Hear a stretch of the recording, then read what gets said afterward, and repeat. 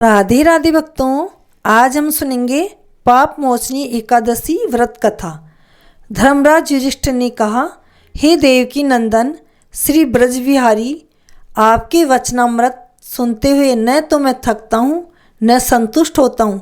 हे कृष्ण भगवान, अब कृपया चैत्र मास की कृष्ण पक्ष की एकादशी कथा कहिए। कृष्ण भगवान ने कहा, हे पुरुषों में उत्तम, धर्मों के ज्ञाता धर्मराज युधिष्ठिर, मैं आपको ये कथा कहता हूँ, सुनिए।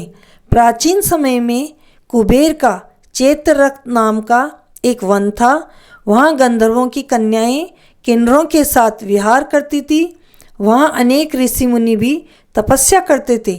वहाँ मेधावी नाम के एक तपस्यारत मुनि को मंजूगोसा नाम की एक अप्सरा ने अपने गायन वादन से मोहाविष्ट कर लिया।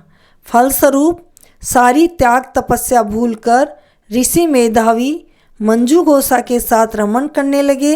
इसी प्रकार 57 वर्ष बीत गए। तब एक दिन मुनि की मोह निद्रा भंग हो गई।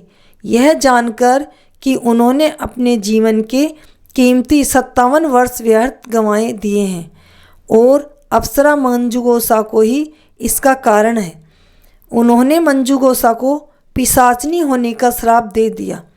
भयभीत होकर मंजूगोसा ऋषि के चरणों में गिरकर क्षमा मांगने लगी। वह इस पाप से मुक्त होने का उपाय पूछने लगी। मुनि मेधावी ने कहा, हे भद्रे, तुमने मेरा बहुत अनिष्ट किया है, लेकिन मैं तुम्हें श्राप मुक्ति का उपाय बताता हूँ।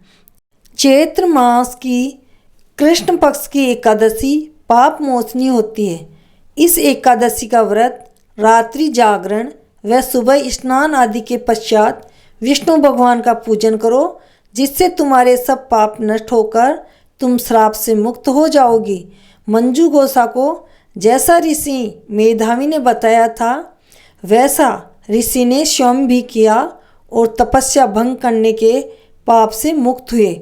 पाप मोचनी एकादशी का व्रत करने से, जैसा कि एकादशी का नाम है, पापों का नाश हो जाता है। भक्तों, अगर आपसे एकादशी व्रत नहीं भी होता तो एकादशी व्रत की कथा सुनने से ही आपके पापों का नाश हो जाएगा। बोलो विष्णु भगवान की जय।